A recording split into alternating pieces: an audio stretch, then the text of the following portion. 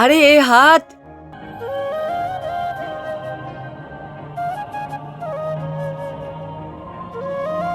আরে এটা তো প্লাস্টিকের, দেখে তো মনে হচ্ছে না এটা প্লাস্টিকের।